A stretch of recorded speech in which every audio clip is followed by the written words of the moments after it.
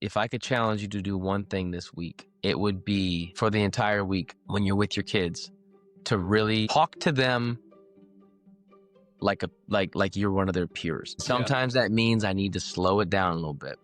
I need to get down on her level, and I need to really be intentional and give your kids your 100% undivided attention. And I know it can't be all day. I know you've got things to do. I know you got work. I know you got other things to get done. But as much as you can this week, just try to give your kids your undivided attention, and just and give them respect and treat them like a human being, not a child, and not somebody that's lower than you on the totem pole.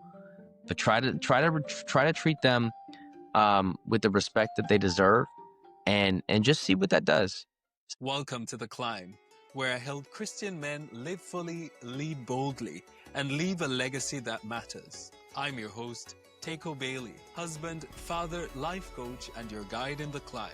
Whether you're navigating fatherhood, building a business, or simply longing to live more purpose, this is a space to rise.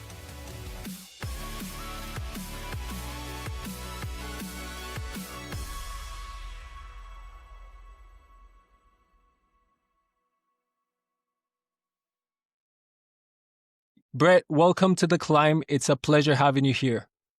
Thank you so much, man. It's a pleasure being here. Awesome. You've been known in the Hollywood scenes for a couple of movies. You've been in starring as Preston Wainwright in the CBS series The Inspectors, with Viola Davis in How to Get Away with Murder, and a couple others like ABC's Goldberg and the CBS series Stalker with Dylan McDermott. But one of the things I know you mostly for is your social media, Dad Got Bars. And I think that's what kind of hit it off for me, where I see you focusing a lot on fatherhood, family, and parenting, some very powerful conversations. And if it's one thing I've observed about you, you're not afraid of taking on the hot topics. Tell me a little bit about what it was like growing up for you, and take me back to a little bit of life there.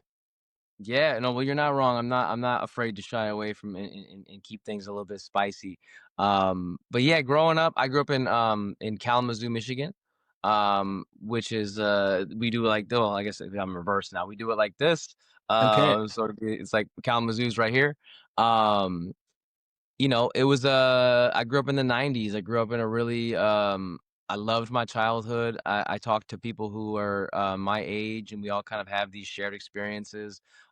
It was a much simpler time back then, but I think parenting was much different back then too. I think a lot of people in the millennial generation probably went through a lot of therapy to kind of correct some things that were passed down to them from their parents, who obviously also inherited it from their parents. And I think every generation is just trying to do a better job of, just being a little bit more accepting and a little more understanding that, life is not only hard for adults, but life can also be a little bit difficult for kids too, and everything is relative. That's right. That's right. Talk to me a little bit about fatherhood, Bret. It's a topic you dive into a lot. Of course, you're all about supporting women, but also helping fathers to grow. Why is it that fatherhood stands out so much to you? Ever since I had my daughter 4 years ago, I've got a 4-year-old daughter and a 9-month-old son today, actually. He's 9 months old today. Come on.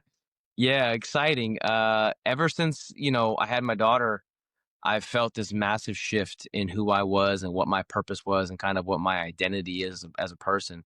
I tell people all the time, it's kind of unintentional, but being a father kind of became my entire identity. And I'm okay with that. I don't want to lose myself. I definitely am still, I'm still an individual. I'm still my own person. I still have interests outside of just being a father, but it just engulfs you, or at least it should. I personally think. And, I know that there are still new fathers in this modern world who are maybe repeating some of the behavior that they saw, or blatantly just didn't see because maybe they didn't have a father around.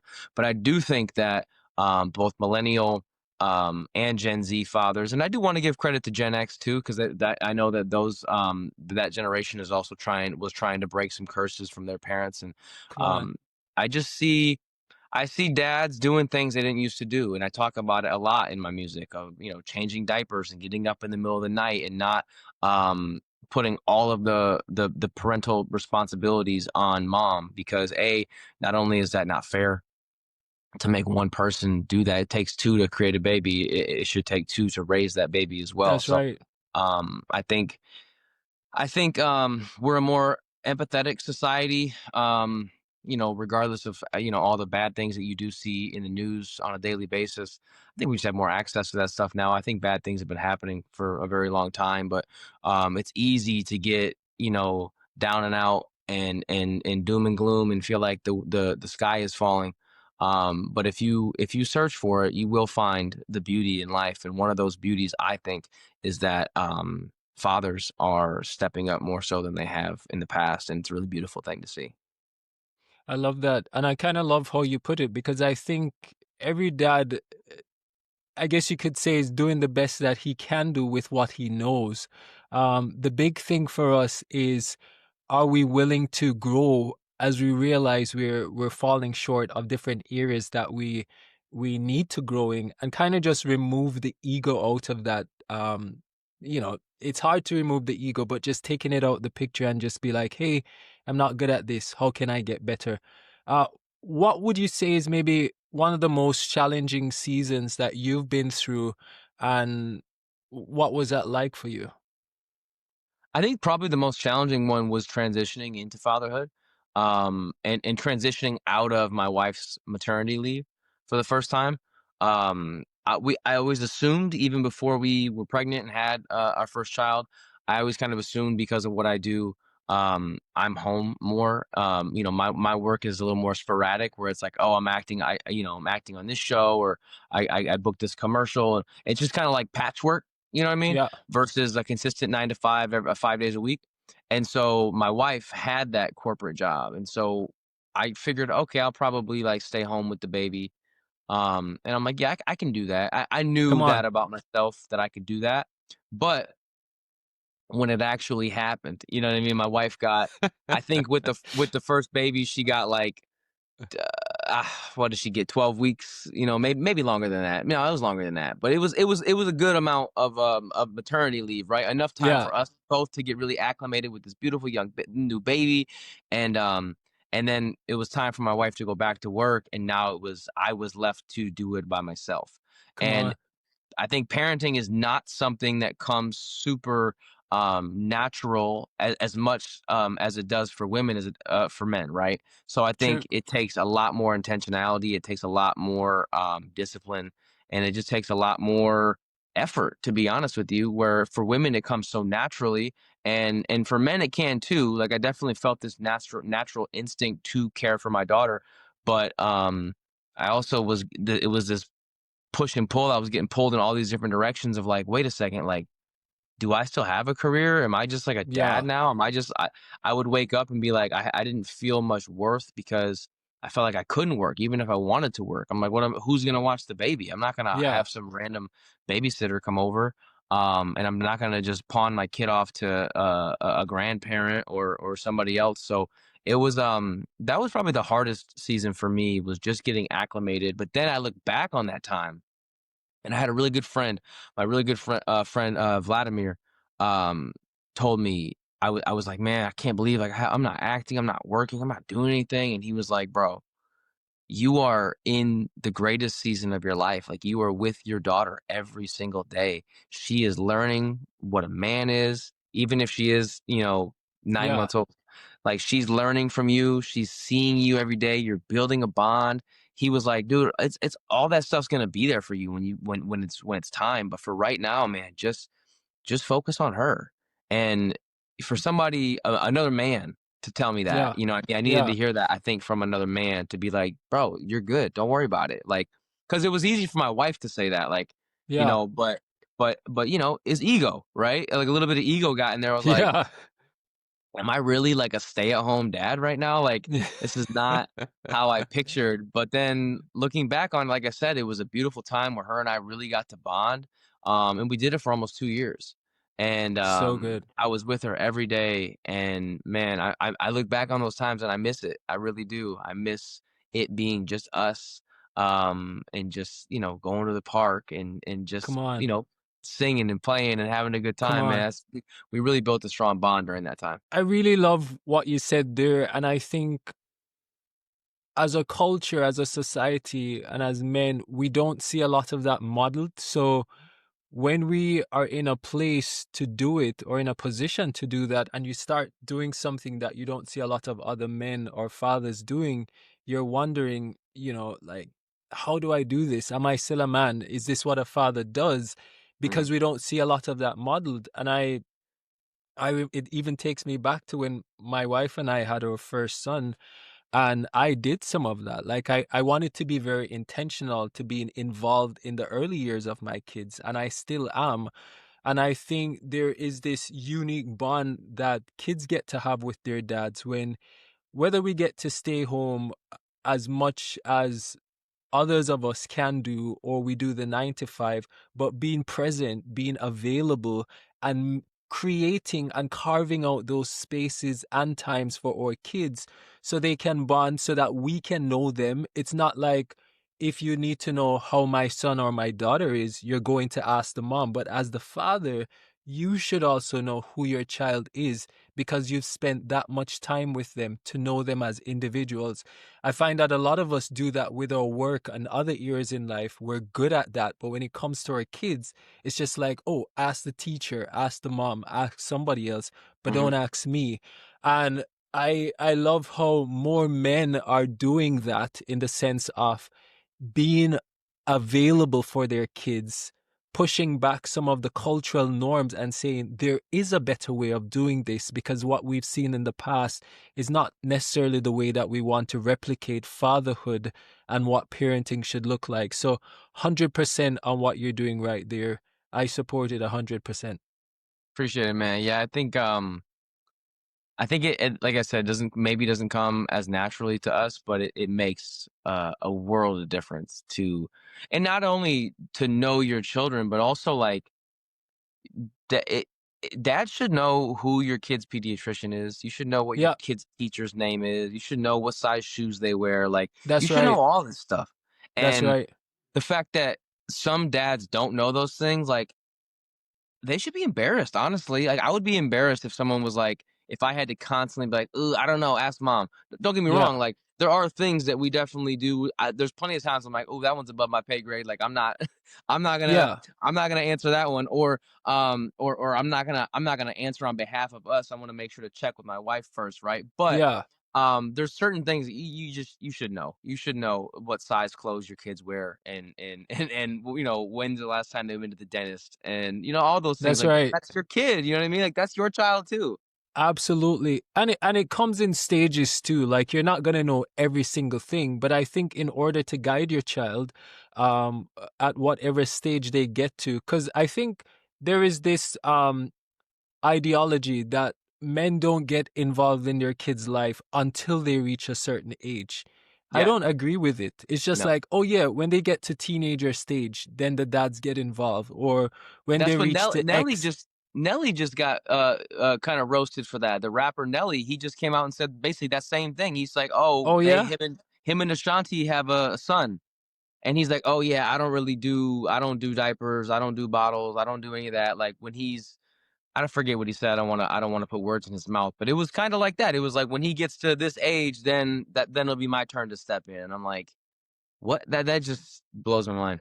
Well, see, that's the thing, and it's an ideology that I think, whether it's in our locker room conversations or Yeah. just whether we gather at the bar and we have certain conversations, we have to challenge our brothers. Like, hey, Yeah. your child needs you at an earlier stage. Like, if a child's formative years is ages 1 to 7, and after that, so much in the child is already formed. So when you're Mhm. gonna get involved in the child's life after age 7, and you're thinking you're doing such a great job, somebody else has already helped to form this child, and it wasn't you.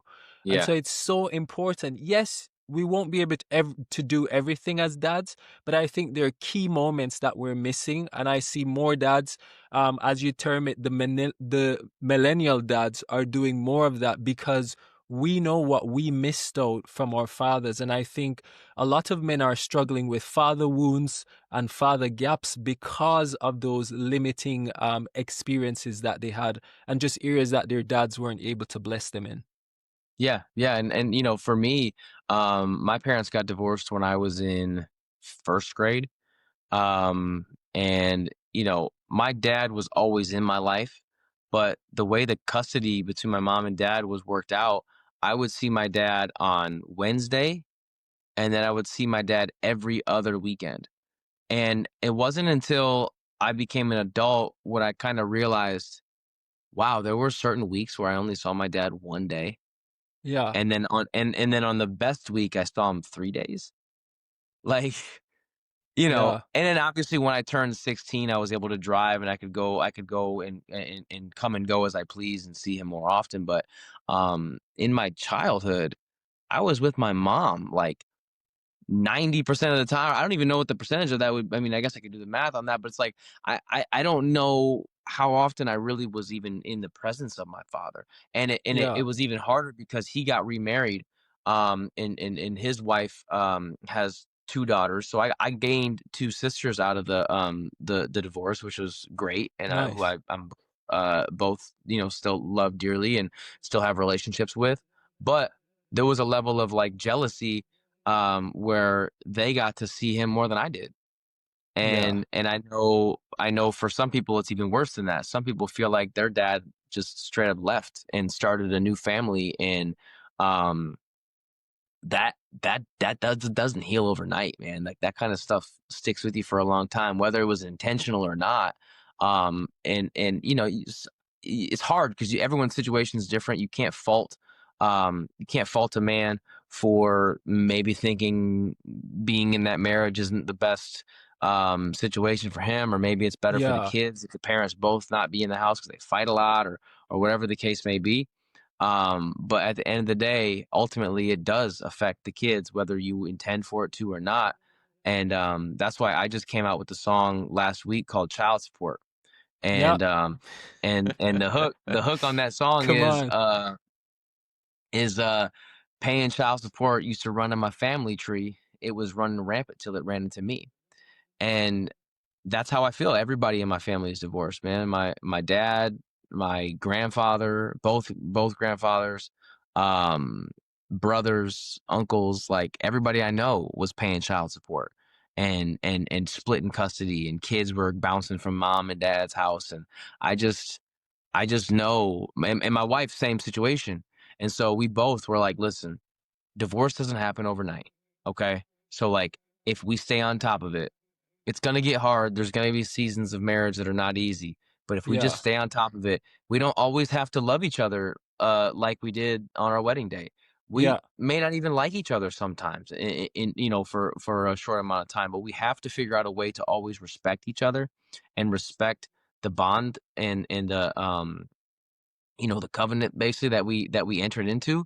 Yeah. If we respect that enough, then it'll never get to that place.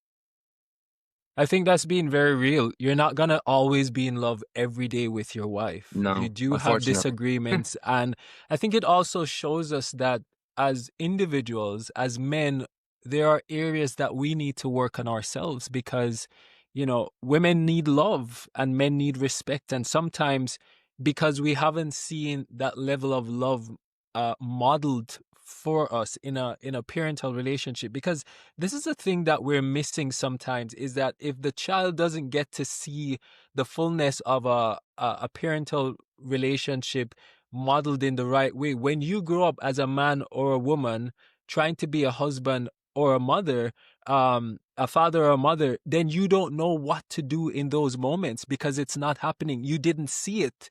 You read it in a book. Yes, you can get information, but now you have to process that information to apply it. And oftentimes we underestimate the significance of parents modeling what that looks like for our kids. And yes, we won't have it perfect. I don't think anybody has it perfect. But as you say, sticking with each other, committing. And I'm not gonna say if somebody's in an abusive relationship that they should stay. No, that's a whole Right. different thing. I'm For sure. saying supporting each other the best way we can, and also knowing that it is a duty and part of your role and purpose to some extent to be there for your kids so they can see a holistic family life. And I think our society at large is being affected very negatively because of the lack thereof. And it's such an important thing, and I think a lot more guys, a lot more fathers are seeing the need for it because um we see what the end result and how affected we have been by not having that. So I just love what you're doing, man, talking about these things and shedding light on it, and just not being afraid, because I think there's a measure of vulnerability that has to come with talking about this. And if you're fearful, then you will keep it to yourself and say, you know what, I'm not going to touch this subject. It's too sensitive. And for somebody to be speaking about it, challenging, and also um, giving advice how to do it better, 100%. 100%. Well, earlier you said that a lot of us didn't have that type of fatherhood modeled for us, right? And I agree. And so about a year and a half ago, I decided to be the model. Come on. You know what I mean? If it doesn't exist, and I'm not saying I'm the only person doing it. There's plenty of amazing fathers who are on social Yeah. media, whether it's podcasts, making music, or just sharing their story, whatever. But I said I will shout it off the mountaintop as loud as I can, Come as on. many days of the week as I can, until it becomes normal. You know what I mean? I hope to not be, because I get women all the time that are like, oh my gosh, like, thank you so much for making that song. It feels so good to finally be seen and heard, and oh, it feels good to know that there are good dads out there. You know, the person I had kids with isn't great, blah blah blah, whatever. And I hope to not get those messages someday. You know what I mean? I hope to not be such a anomaly, if because it really Yeah. does. For most of the messages I get from women is like, I feel like they're calling me some kind of unicorn or something, like Yeah. I'm such a rare um Yeah. person. And that's sad, because I don't think it's as rare as maybe we think. I just think a lot of men aren't speaking up. That's um right. a lot of my friends, and I'm sure you could speak on this too, like a lot of my friends are really, really good fathers, or at least, you know, with what I see. I don't know. Yeah. We don't ever Yeah. know what goes on behind closed doors, but from what I see, I'm like, Yeah. most of them, I don't hang out with people. If I'm not friends with people who aren't good dads. Yeah. If I see you aren't a good father, like, I'll call you out, and if it causes friction between the friendship, like, so Come be it. on. I don't Come want to on. be. I don't want to be friends with deadbeat dads. Like, I'm not That's gonna right. encourage that. I'm not gonna support that. You know. That's right. Sorry, you're out. No, I don't wanna be friends. no, I agree. I think more dads need to talk about it, and it's one of the reasons why I actually started the climb and coach men through the different challenges they're going through, because I think part of it too is that we don't always have the right tools in our tool belt, or if we have the tools, we don't know how to use them. Mhm. We don't know how to talk about emotions. That's kind of just like, don't talk about that. I'm over here, you're over there. But even as if we even go back to boys growing up, a lot of us weren't even allowed to express how we felt when we were growing up, because it's just like, be tough, get over it, keep moving. And Stop crying. Yeah. when that's drilled in you so many times, you're like, okay, what do I do if I'm feeling hurt or feeling sad? And you can't really express that. And then you go into marriage and your wife asking you questions and you can't fully communicate to her because you didn't get to practice it when you were younger. And then you go and have kids, and then it's just like everything is crashing now. You're frustrated, you're burnt out, the kid isn't sleeping. What do I feed the child? What do I teach the child? It starts at an early age. And when you lose so much of that at a young age and don't have people or mentors around you to help model that for you. And I always encourage men, if you didn't have it in your own family, go and find a mentor. There's always somebody who has it. If you can do it for your job, if you can do it to make money, and so many other areas that men are successful in, we can use those same principles and transfer them into parenting and fatherhood. Guys, it's possible, and I know we want to be better fathers. Hmm. So let's do it because we have what it takes. We might feel like we're broken, but we can we just need to learn how to use the tools we have, and there's a starting point for all of us. And I think it's important too that these mentors and people that you find probably I would hope that they can come at it from a very authentic approach and in Yes. a way that's like, listen, I'm not perfect. I don't have all the answers. I don't pretend to be. And if somebody does like pretend that they know everything, like I always say run away from those Yeah. people as best you can. Um because I think you also learn from like even you learn in life from like the things you don't want to be or That's right. the things you don't want to do. Like even in like dating, you know what I mean? I feel like I always say I'll probably tell my kids when we have these conversations about dating and finding partners and stuff. It's like you're probably going to learn more through dating what you don't like than Yeah. what you do. You know what I mean? Because that Yeah. stuff it stands out so much more pronounced. Where you're like, oh yeah, I don't want to be with somebody like that ever. Like that was no. Like put that in the no column. Exactly. But it's the same way with parenting. You find people who have made mistakes. Find people who have kids that are maybe teenagers. Because I found a lot of men. The actor Bob Odenkirk did an interview recently, and it was like they weren't even talking about parenting. They were talking about Yeah. acting and just life. And the interviewer asked him, "Who are you most jealous of in life?" And he said, "I'm jealous of men with young kids." Mm. Because Wow. his kids are grown, and oh man, it was a really emotional interview because like Wow. he was like, I am jealous of people who still have young kids because my kids are grown now, and that's the kind of person I think that you want as a mentor if you're Come looking for on. like a father figure to like really help you understand because they not only have they been through it but they miss it, you know what I mean? And Yeah. they wonder if I could do it all over again, how would I do it differently? And I Yeah. wish I had another chance at it. Those are the kind of guys I think I would look for.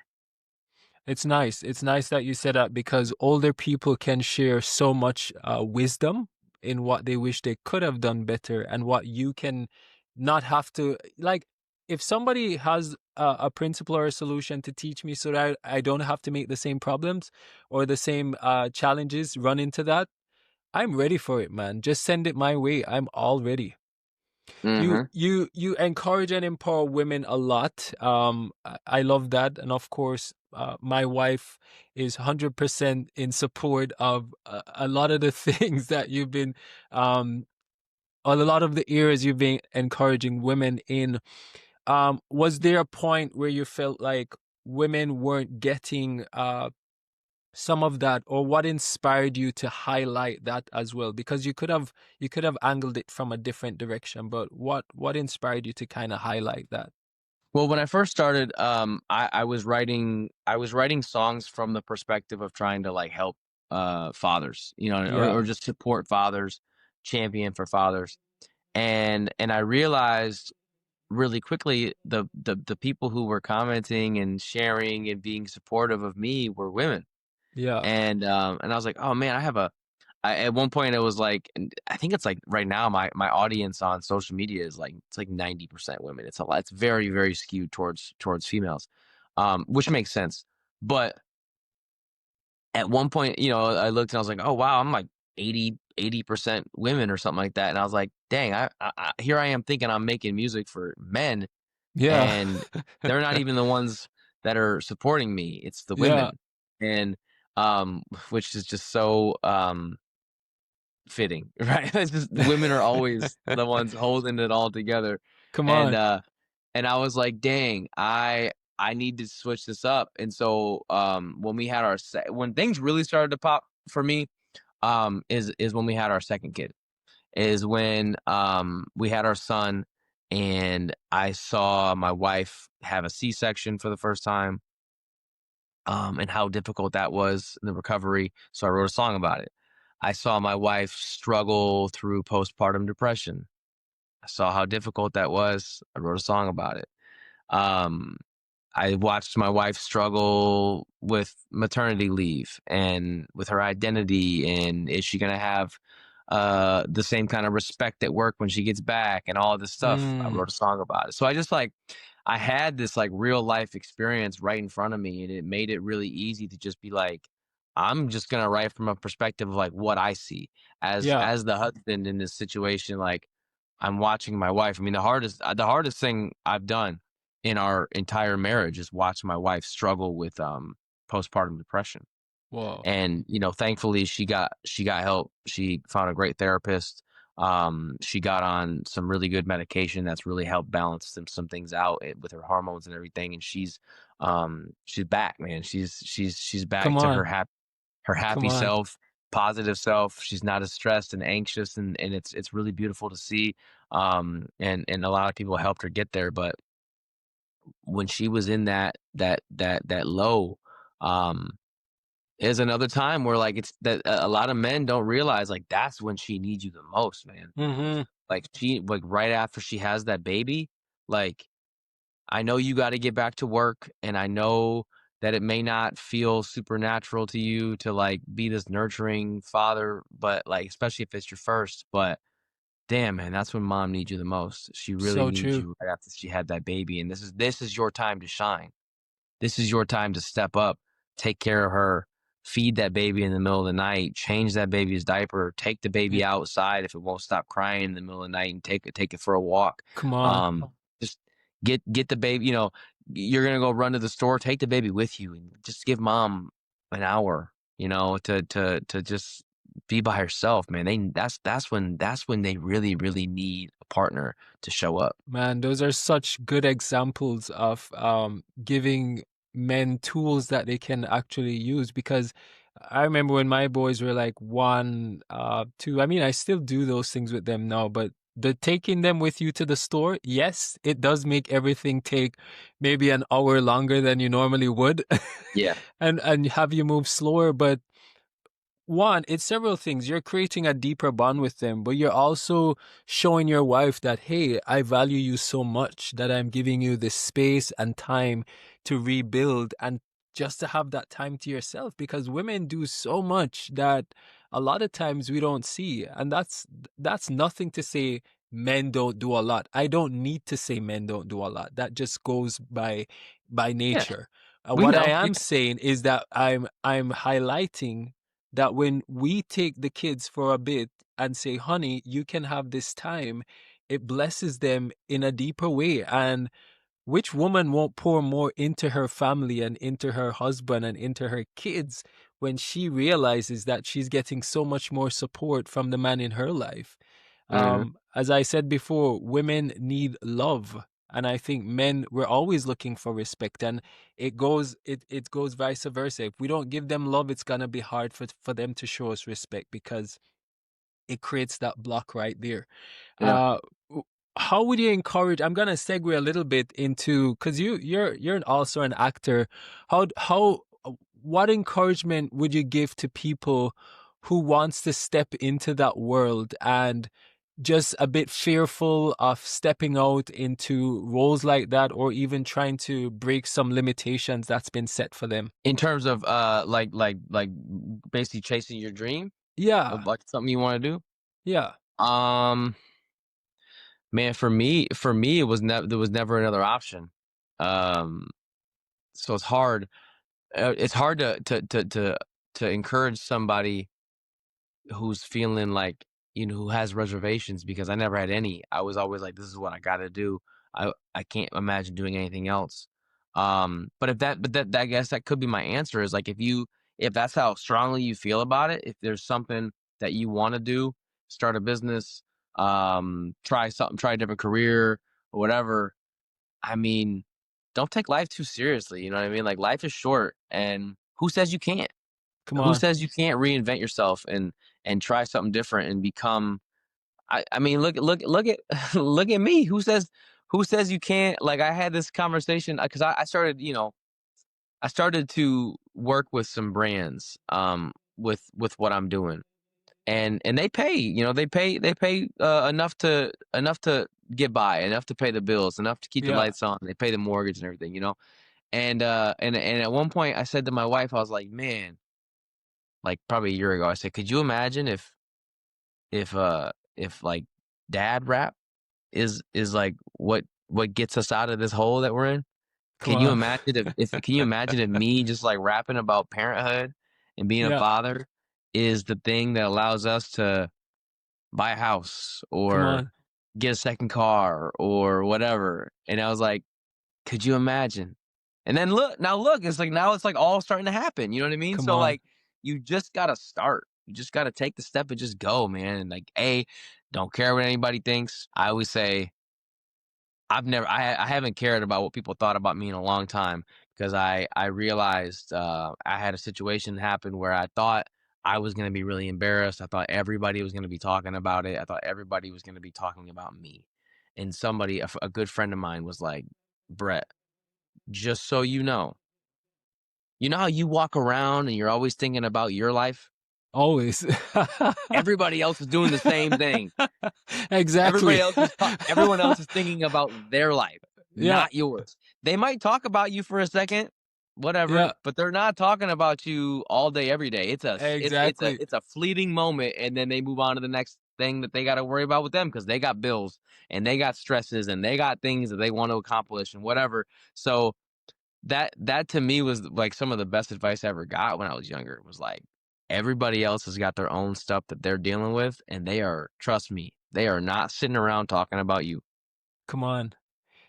Brett, if you were to give our listeners a challenge to take away this week, what would it be and why? It's a good question. Um, let's say I want to talk specifically to fathers on this one.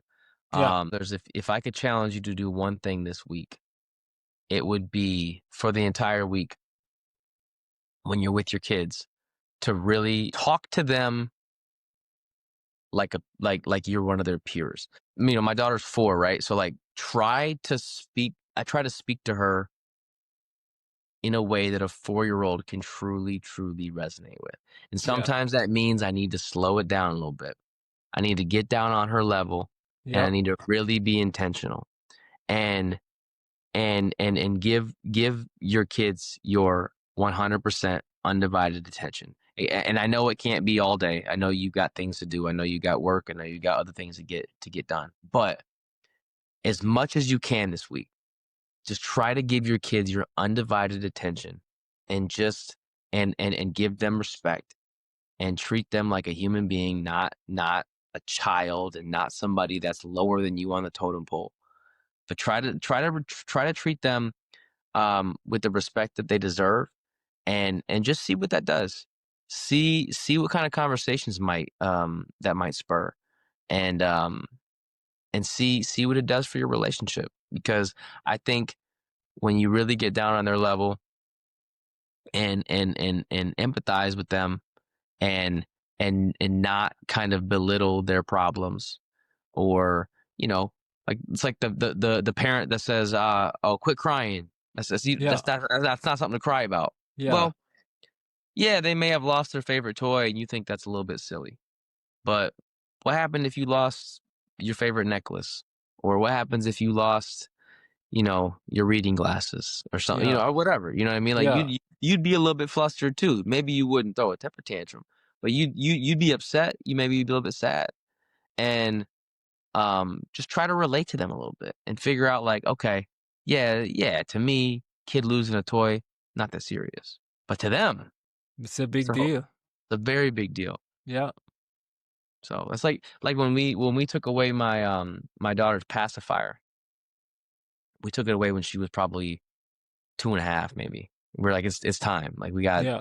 so we prepped her, we told her, and we're like, tonight's the night.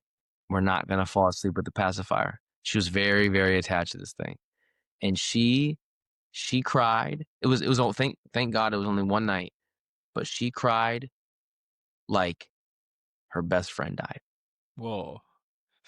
And it was really hard because you're like, that's kind of like what it is. This is the one Yeah. constant that she's had, and this security blanket for her. And now Yeah. all of a sudden she's like, I I want that thing. Like that's my thing. And why are you taking it away from me? It was really, really hard. Um, but it was only one night, and then she was good after that. She knew she was a big girl and she didn't need it anymore. But damn, that just goes to show that it's all relative. It's all, Yeah. you just got to put yourself in their shoes a little bit and be like, yeah, this stuff that we might think is small, it's important to them. And it's also helpful knowing that they have good support around them to help them get through transitioning to the next phase. For sure. For How do sure. people find you, Brett? Any projects coming up people should know about? Anything you'd like people to know about, or how to get in touch with you? Yeah, I'm on most social media, Instagram, TikTok, YouTube. It's all Dad Got Bars. Um I've got, I got new music coming out every week. I try to Come drop on. something new on Friday. I don't know if you guys are into it at all, but my daughter is into the soundtrack of Demon Hunters on Ok- Netflix, the Okay. K-pop. And so she asked me the other day, she said, "Daddy, can you do a rap verse on uh Golden is one of the big songs right now. It's like the number one song." Huh. Um and so I'm doing a remix. I'm doing like a rap verse on this song that she asked me to do, and I'm gonna drop that on Friday. So keep an eye out for that. Definitely. Child Support is the one I've been listening to. You and is it Tired Dad? Yeah, yeah, he's on Yeah, that. Yeah, yeah. you guys are rocking it, man. I love what you guys are doing. Appreciate Um, it, man. Absolutely. Brett, it was a great conversation and just kind of just hearing the man behind Dad Got Bars. You're doing a terrific job. I know you're not perfect at everything, but keep holding the space, keep speaking so other dads and moms can hear, and keep encouraging us so we can become better fathers and better men. Amazing, man. Thank you so much for having me, brother. It was good chatting with you. Appreciate it.